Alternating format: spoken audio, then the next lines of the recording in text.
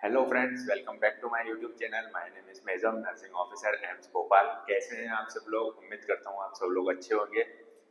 आज मैं आपको बताने जा रहा हूँ एक ऐसे इंपॉर्टेंट टॉपिक के बारे में जो एग्जाम की दृष्टि से बहुत इंपॉर्टेंट है।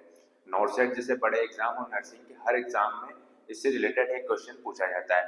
तो वैसे तो इस टॉपिक को बहुत टफ माना जाता है, लेकिन हम इसको आज इसका एक ब्रीफ व्यू लेंगे और इसको बहुत इजी तरीके से पढ़ने की कोशिश करेंगे। तो इस टॉपिक का नाम, जैसा कि आप इधर देख पा रहे होंगे, मैकेनिकल वेंटिलेटर। तो क्या है मैकेनिकल वेंटिलेटर? बिना समय गवाए चलो स्टार्ट करते हैं। मैकेनिकल वेंटिलेटर की सबसे पहले हम डेफिनेशन की बात की जाए तो ये एक पोर्टेबल मशीन होती है। पोर्टेबल मशीन जिसको हम किसी एक जगह से दूसरी जगह पे शिफ्ट कर सकते हैं। जो क्या करती है, ये रेस्पिरेशन में हेल्प करती है। Help in respiration. ठीक है। तो और कैसे मशीन दिखने में कैसी होती है, चलिए हम एक, चूंकि हमारा डिजिटल बोर्ड तो है नहीं, लेकिन हम बनाने की कोशिश करते हैं और जानने की कोशिश करते हैं कि मैकेनिकल वेंटिलेटर आखिर दिखता कैसा है। इसका इमेज आप वैसे गूगल पे देख लीजिएगा, फिर भी हम एक शॉर्टली इसको बनाने की कोशिश करते हैं। कुछ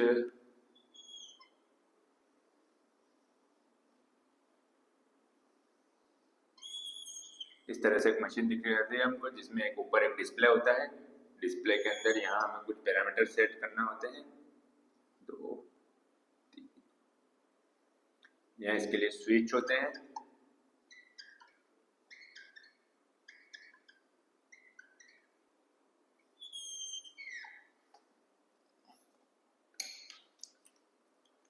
यहाँ कुछ पैरामीटर्स होते हैं। एक होता है टीवी टाइटल वॉल्यूम, एक होता है FiO2 फ्रिक्शनल O2, एक होता है रेस्पिरेशन रेट, एक होता है पीप पॉजिटिव एंड एक्सपिरेटरी प्रेशर, एक होता है IE inspiratory and expiratory ratio. और यहाँ इसके कुछ स्विच होते हैं जिसके सिवा हम एडजस्ट कर सकते हैं। मान लीजिए कि हमको टाइटल वॉल्यूम बढ़ाना है, कम करना है, तो हम ये स्विच के सिवा कर सकते हैं। यहाँ कुछ डिस्प्ले होती है। डिस्प्ले के अंदर ग्राफ बनते हैं। ग्राफ से जैसे हमें पता चलता है कि पेशेंट प्रॉपर वेंटिलेट हो रहा है या नहीं। इस तरह से ग्राफ हमें देखने को मिलते हैं। यहाँ इस तरह से कुछ दो ओपनिंग होती है, जहाँ से हम वेंटिलेटर सर्किट कनेक्ट करते हैं। इस तरह से वेंटिलेटर सर्किट होता है।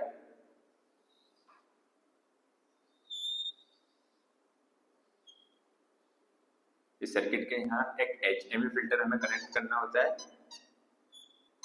इस तरह का HME फिल्टर होता है। इसके आगे एक कैथेटर माउंट हम कनेक्ट करते हैं। इस तरह का एक कैथेटर माउंट होता है जो कि आगे जाके ET ट्यूब से कनेक्ट होता है। यहाँ पेशेंट की ET ट्यूब डली होती है। इस तरह की ET ट्यूब होती है, जस्ट हम बनाने की कोशिश कर रहे हैं। आप इसका फोटो गूगल पे अच्छे से देख लेना। इस तरह की ET ट्यूब होती है। इस ट्यूब में यहाँ एक ओपनिंग देखने को हमें मिलती है। यहाँ इसके फिक्स करने के लिए या एस्पिरेशन रिस्क को रोकने के लिए कुछ बलून होते हैं, इसको बोलते हैं पायलट बलून। ये एक हमने जानने की कोशिश की कि वेंटिलेटर के अंदर क्या क्या होता है और क्या हम इसमें कनेक्ट करते हैं। इसको बोलते हैं वेंटी सर्किट। इसको बोलते हैं HME फिल्टर। HME फिल्टर का फुल नाम होता है हीट एंड मॉइस्ट फिल्टर या heat and moist exchange filter. Exchange filter हम इसको बोल सकते हैं।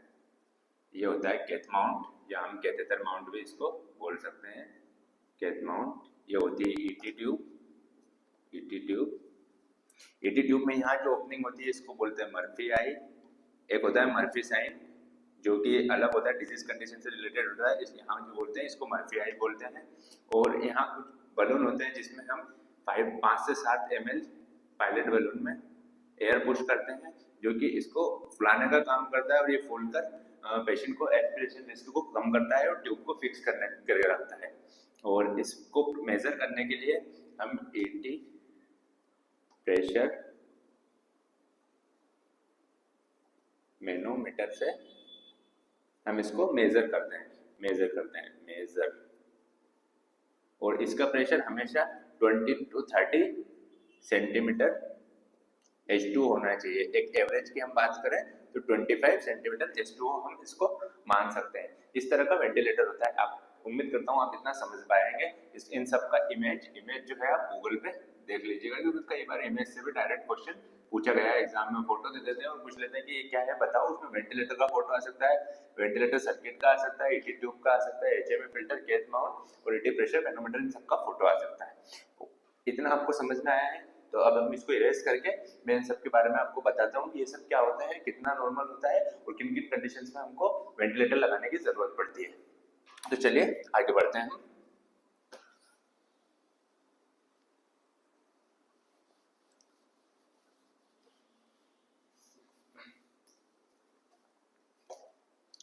अब हम जानने की कोशिश करेंगे सबसे पहले tidal volume, respiratory rate, FiO2, पीप, पांचवा आएगा IE रेशो। अब सबसे पहले हम इसके लिखते हैं टीवी क्या होता है, इसको बोलते हैं टाइडल वॉल्यूम, इसको बोलते हैं रेस्पिरेटरी रेट, ये होता है फ्रिक्शनल O2, फ्रिक्शनल ऑक्सीजन हम इसको बोलते हैं। पीप होता है पॉजिटिव एंड एक्सपीरेटरी प्रेशर, और आई होता है इंस्पिरेशन एक्सपीरेशन रेशो। इतना आपको फुल फॉर्म मैंने सबका बताया। अब मैं आपको बताता हूँ टाइडल वॉल्यूम एक नॉर्मल अडल्ट में कितना होता है। नॉर्मल अडल्ट में 500 ml होता है नॉर्मल। अब इसको कैसे निकाला जाता है, इसके लिए एक फॉर्मूला था 6 to 8 ml पर kg पर बॉडी वेट के अकॉर्डिंग इसको सेट किया जाता है वेंटिलेटर के अंदर। 6 to 8 ml पर kg पर बॉडी वेट, पेशेंट के बॉडी वेट के अकॉर्डिंग 6 to 8 ml पर kg, just an average 7 ml पर kg पर बॉडी वेट से हम पेशेंट में इंटू करते हैं। जो टोटल टाइडल वॉल्यूम आता है उसको हम वेंटिलेटर में सेट करते हैं। Respiration rate normal 12 to 20 respiration breath per minute normal होता है। इसको हम जस्ट एक एवरेज 16 सेट कर सकते हैं, 16 बीट पर मिनट।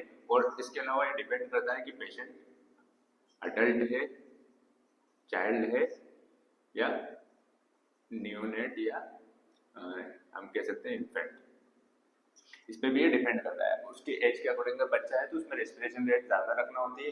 अगर कोई एआरडीएस का पेशेंट है तो उसमें रेस्पिरेशन रेट ज़्यादा रखना होती है हमें। और कोई सीओपीडी का पेशेंट है तो उसमें रेस्पिरेशन रेट हमें कम रखना होती है। एआरडीएस वाले पेशेंट को मोस्ट ऑफ प्रोन पोजीशन में वेंटिलेट किया जाता है। FiO2 frictional load generally environment pressure environment के ऑक्सीजन की बात करें तो 21% इन्वायरमेंट में ऑक्सीजन होता है। जैसे आप और मैं जो ब्रीथ करते हैं 21% ऑक्सीजन में से हम ब्रीथ करते हैं। लेकिन फ्रिक्शनल O2 क्या होता है, 21% से 100% तक जो O2 होती है उसको बोलते हैं फ्रिक्शनल O2। फ्रिक्शनल O2 को कैसे सेट किया जाता है, जब पेशेंट को इंट्यूबेट करते हैं, इंट्यूबेट होने के बाद हम इनिशियल में ऑक्सीजन 100% रखते हैं, 100%। बाकी उसको कैसे सेट किया जाता है, according to ABG analysis. Patient का एबीजी क्या जाता है, एबीजी में उसकी SO2 वैल्यू देखी जाती है। SO2 के अंदर जो उसकी अकॉर्डिंग टू एबीजी जितना उसका ऑक्सीजन लेवल होता है एबीजी में, उसके अकॉर्डिंग हम धीरे धीरे उसको कम करके और 21 तक लाने की कोशिश करते हैं ऑक्सीजन लेवल को। पॉजिटिव एंड एक्सपिरेटरी प्रेशर, पीप क्या होता है, पीप होता है ड्यूरिंग इंस्पिरेशन और एक्सपिरेशन, इंस्पिरेशन और एक्सपिरेशन के दौरान एल्वोलाई के अंदर जो एयर बचती है, एल्वोलाई के अंदर जो एयर बचती है जो कि एल्वोलाई को कोलैप्स होने से बचाती है, उसको बोलते हैं हम पीप। इंस्पिरेशन और एक्सपिरेशन के दौरान एल्वोलाई में बचने वाली एयर को हम बोलते हैं पीप। पॉजिटिव एंड एक्सपिरेटरी प्रेशर, पीप किसमें बढ़ा के रखनी होती है हमें, पीप बढ़ाते हैं ARDS वाले पेशेंट में पीप बढ़ा के रखना होती है। और कोई इंक्रीज्ड आईसीपी का अगर पेशेंट होता है, इंक्रीज्ड आईसीपी का अगर पेशेंट होता है तो उसमें पीप कम करके रखना होती है। और पीप ज़्यादा बढ़ा देंगे हम तो पीप का क्या होता है, साइड इफेक्ट या कॉम्प्लिकेशन, कॉम्प्लिकेशन इसमें बेरोट्रोमा, पेशेंट को बेरोट्रोमा हो सकता है, पेशेंट को हाइपोटेंशन हो सकता है। हाइपोटेंशन के बारे में नॉर्सेट में कई बार क्वेश्चन ये पूछा जा चुका है प्रीवियसली कि पेशेंट की पीप अगर ज्यादा बढ़ गई तो उसको क्या रिस्क फैक्टर हो सकता है, तो उसको बोलते हैं हाइपोटेंशन। हाइपोटेंशन होने का क्या कारण होगा, पीप ज्यादा बढ़ेगी, एल्वोलाई ज्यादा इन्फ्लेट होगी, एल्वोलाई ज्यादा इन्फ्लेट होगी तो पेशेंट का लंग्स का प्रेशर बढ़ेगा, लंग्स का प्रेशर बढ़ेगा तो हार्ट को मिलने वाली ब्लड सप्लाई कम होगी, क्योंकि उसमें इंफीरियर वेना कावा का जो इंफीरियर वेना कावा हार्ट को जो ब्लड लेके जाती है वो कम लेके जाएगी, तो हार्ट का प्रीलोड कम होगा, प्रीलोड कम होगा तो एक्सट्रीमिटीज में सर्कुलेट होने वाली ब्लड सप्लाई भी कम होगी, उसकी वजह से हमें हाइपोटेंशन देखने को मिलेगा। और इंस्पिरेटरी एक्सपिरेशन रेशो क्या होता है, इंस्पिरेशन रेस्पिरेशन रेशो हमेशा 1:2 मोस्ट ऑफ यही रखा जाता है वेंटिलेटर में, 1 सेकंड में इंस्पिरेशन और 2 सेकंड का एक्सपिरेशन। ये 5 मेन इंपॉर्टेंट पैरामीटर है जो वेंटिलेटर में हमें सेट करके रखना होते हैं। उम्मीद करता हूँ आपको इतनी चीज समझ में आई होगी, तो हम आगे बढ़ते हैं।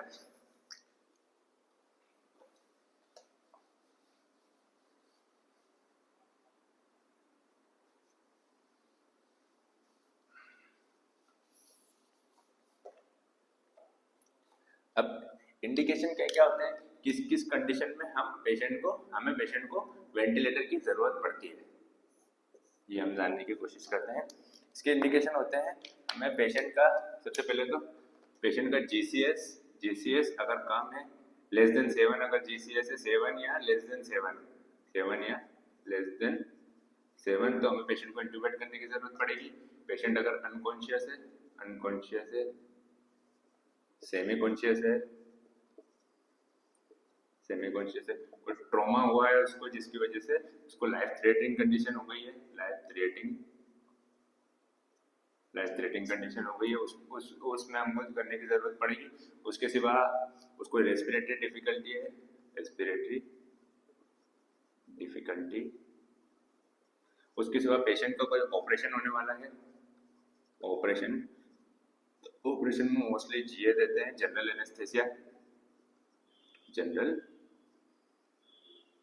एनेस्थेसिया, इस किस कंडीशन में हमें पेशेंट को इंट्यूबेट करने की जरूरत पड़ सकती है। अब किस किस तरह से हम पेशेंट को इंट्यूबेट कर सकते हैं, चलिए ये मैं आपको बताता हूँ। एक होता है इन्वेंसिव वेंटिलेशन, एक होता है नॉन इन्वेंसिव वेंटिलेशन। इन्वेंसिव के अंदर क्या क्या आता है, इन्वेंसिव में हम ईटी ट्यूब से कर सकते हैं, ट्रैकेस्टोमी ट्यूब से कर सकते हैं। ईटी ट्यूब के अंदर हम 2 तरह से कर सकते हैं, ईटी ट्यूब को मोरली डाल सकते हैं, ईटी ट्यूब को हम नेजली डाल सकते हैं थ्रू ट्रैकिया। एनआईवी के अंदर क्या होता है, एनआईवी के अंदर पेशेंट को बाहर से हमेशा मास्क लगाते हैं और मास्क की स्ट्रिप को हम पेशेंट को फिक्स कर देते हैं। इसके लिए हमें कोई भी इन्वेंसिव मेथड करने की जरूरत नहीं पड़ती है, सिर्फ बाहर से मास्क लगा के पेशेंट को इंट्यूबेट कर सकते हैं। अब इन्वेंसिव के कौन कौन से मोड होते हैं और इन्वेंसिव के कौन कौन से मोड होते हैं, ये हम नेक्स्ट स्लाइड पे समझते हैं।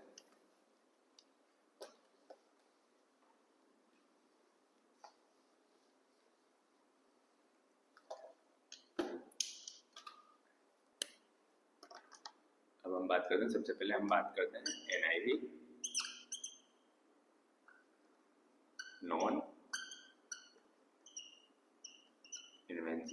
नॉन इन्वेंसिव के मोस्टली 3 मोड हम होते हैं। सबसे पहले आता है सीपेप, बाईपेप, एक आता है BSV, pressure support ventilation. CPAP का फुल फॉर्म होता है continuous positive airway pressure. BiPAP का होता है बाई लेवल इंटर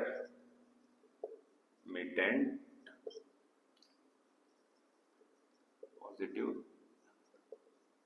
एयरवे। हो सकता है वीडियो थोड़ा लंबा हो जाए, लेकिन आप इसको अच्छे से देख लेना, बहुत इंपॉर्टेंट होने वाला है। By level intermediate positive airway pressure. और पीएसवी का होता है pressure support ventilation, pressure support ventilation. अब कंटिन्यू पॉजिटिव एयर प्रेशर क्या होता है? कंटिन्यू एयर प्रेशर के अंदर हम इसको ग्राफ से समझेंगे।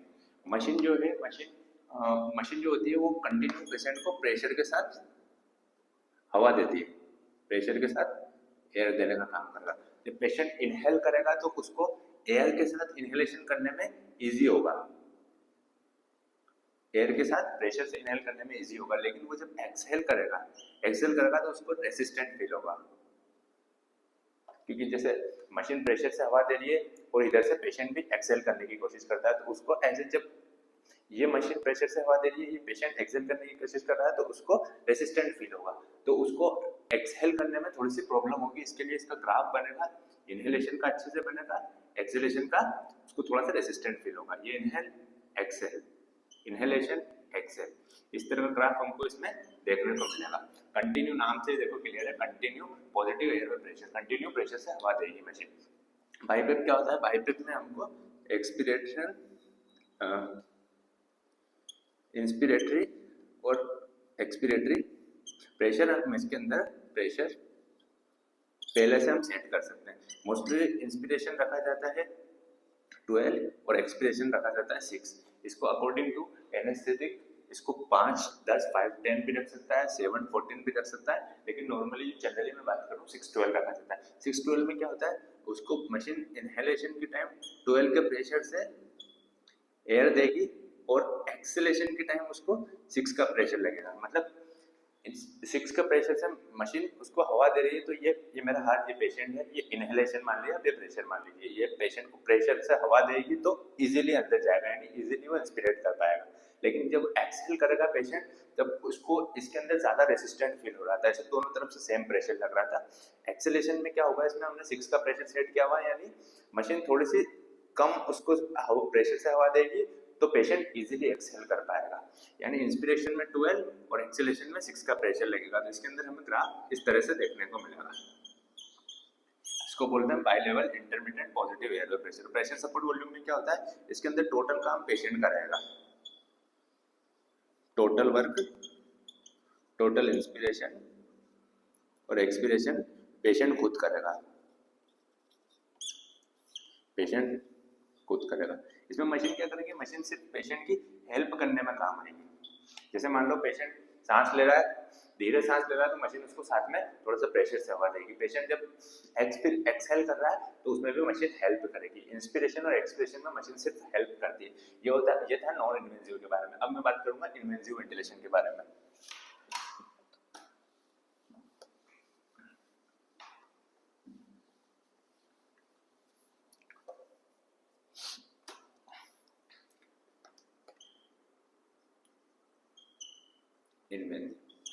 इन्वेंसिव में कौन कौन से मोड होते हैं? CMV, ACMV और थर्ड होता है SIMV और चौथा होता है स्पॉन्टेनियस मोड, स्पॉन्टेनियस।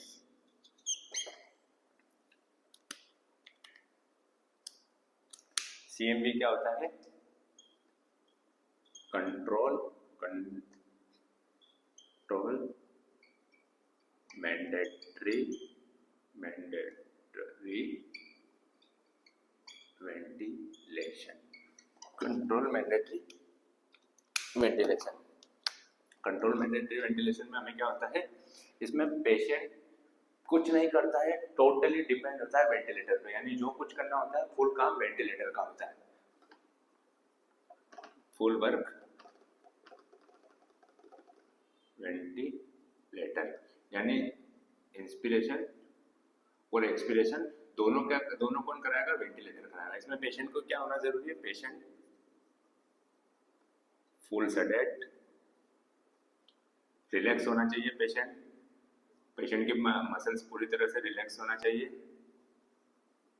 पेशेंट बिल्कुल भी पक नहीं करना चाहिए, पेशेंट बिल्कुल भी वेंटिलेटर से फाइट नहीं करना चाहिए, पेशेंट पूरी तरह से रिलैक्स होना चाहिए। इसमें इंस्पिरेशन, रेस्पिरेशन और टोटल जितना भी काम है सब वेंटिलेटर को करना होता है, इसके अंदर पेशेंट का बिल्कुल भी रोल नहीं रहता है।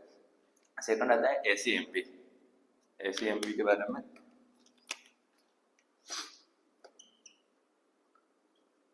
Assist control mandatory ventilation. Assist control mandatory ventilation के अंदर क्या होता है, इसके अंदर मशीन तो अपना काम करती है, जैसे मैं ग्राफ से समझाने की आपको कोशिश करता हूँ। इसके अंदर वेंटिलेटर अपना काम करता रहेगा, जैसे इंस्पिरेशन या expiration, inspiration expiration, inspiration expiration. Then just an example, यहाँ पेशेंट ने खुद से सांस ले ली तो यहाँ मशीन उसको साथ में प्रेशर दे देगी। मतलब अगर पेशेंट ने थोड़ा सा काम किया, पेशेंट ने थोड़ा सा सांस लिया है तो उसमें मशीन अपना पूरा टाइटल वॉल्यूम जितना मशीन में सेट है मशीन उसको पूरा देगी। जैसे like that normal 500 ml 500 ml में एडल्ट का टाइटल वॉल्यूम मानते हैं, पेशेंट ने थोड़ा सा एफर्ट अपना खुद का लगाया, पेशेंट ने यहाँ एफर्ट लगाया, उसने 200 टाइटल वॉल्यूम जितना एफर्ट लगाया तो मशीन क्या करेगी, मशीन इसमें 300 प्लस कर देगी, मशीन इसको हेल्प करेगी इंस्पिरेशन एक्सपिरेशन के अंदर, यानी ब्रीथ लेने में मशीन उसको हेल्प करेगी। इस तरह से फिर से यहाँ जैसे यहाँ पेशेंट ने लिया, यहाँ पेशेंट ने लिया, यहाँ पेशेंट ने लिया,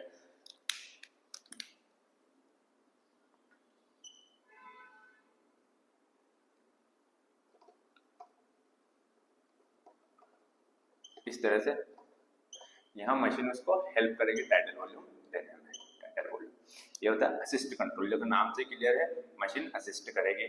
कंट्रोल वेंटिलेशन में फुल मशीन के ऊपर डिपेंड रहेगा। एसआईएमपी क्या होता है मैं आपको बताता हूँ। सिंक्रोनाइज्ड इंटरमिटेंट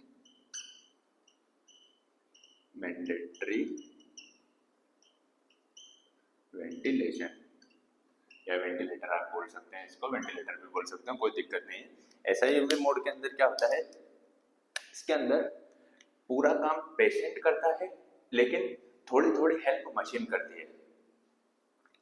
लाइक हम भी इसको भी ग्राफ से समझने की कोशिश करेंगे। इसके अंदर ये पेशेंट ब्रीथ ले रहा है, ये सब ब्रीथ पेशेंट ले रहा है, पेशेंट,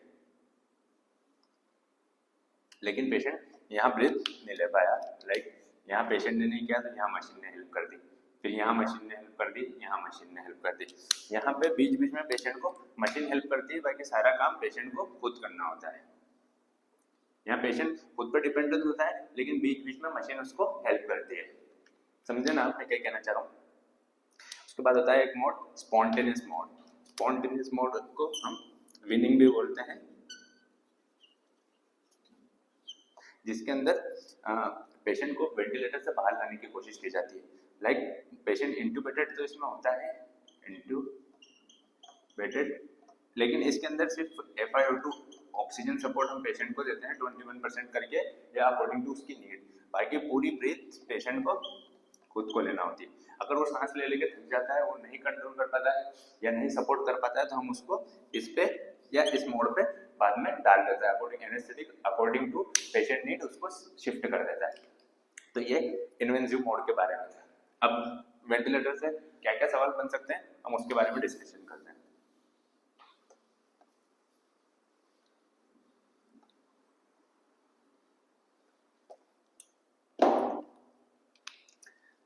वेंटिलेटर से सबसे पहला एक सवाल बनता है, पहले तो एक तो इसका इमेज आता है, इमेज से सवाल बनता है। दूसरा FiO2 से इमेज किसकी आती है, इसमें वेंटिलेटर की इमेज देखने को मिल सकती है, HMA की देखने को मिल सकती है, ET ट्यूब की, ट्रेकोस्टोमी ट्यूब की, और क्या बच रहा है, cath mount, ET pressure manometer. और नॉर्सेट 7 में अभी एक क्वेश्चन पूछा गया था, नॉर्सेट 7 में पेशेंट को ईटी ट्यूब से इंट्यूबेट कर दिया तो इसका कन्फर्मेटरी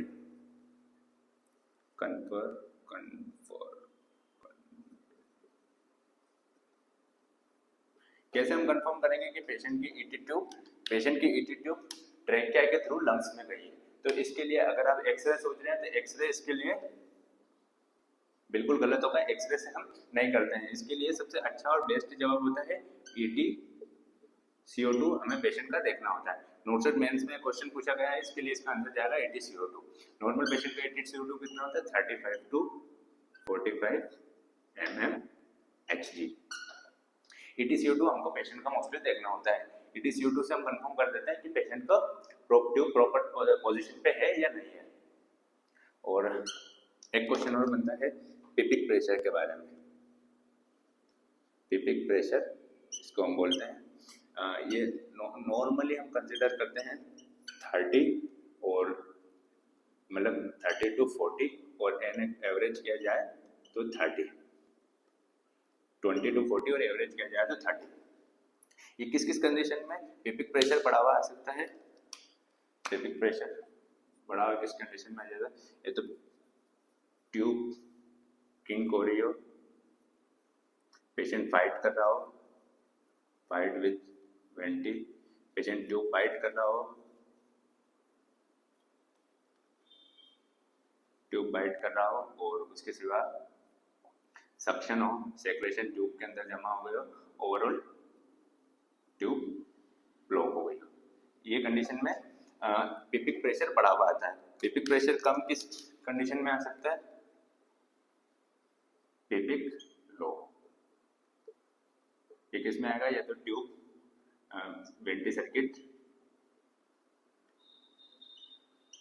लीक हो या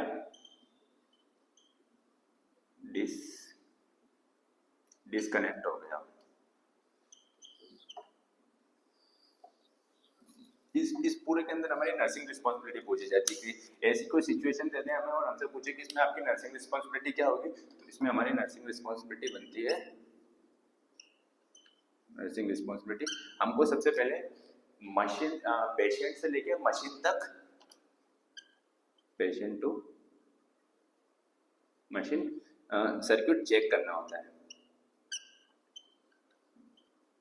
सबसे पहला काम हमारा ये होगा कि हम पेशेंट से मशीन तक सर्किट को चेक करेंगे कि कहीं से दब तो नहीं रहा है, कहीं से किंक तो नहीं हो रहा है या कहीं से डिस्कनेक्ट तो नहीं हो गया। क्योंकि हम एग्जाम में क्या करते हैं, क्वेश्चन को देखते हो सीधा वेंटिलेटर की तरफ जाते हैं कि वेंटिलेटर में सेटिंग चेंज करने लग जाते हैं। तो सेटिंग चेंज नहीं करना है क्योंकि सेटिंग चेंज करने के चक्कर में उधर ट्यूब डिस्कनेक्ट हो जाएगी तो पेशेंट को कोलैप्स होने के चांसेस हो सकते हैं। तो सबसे पहले हमें पूरा सर्किट चेक करना होता है।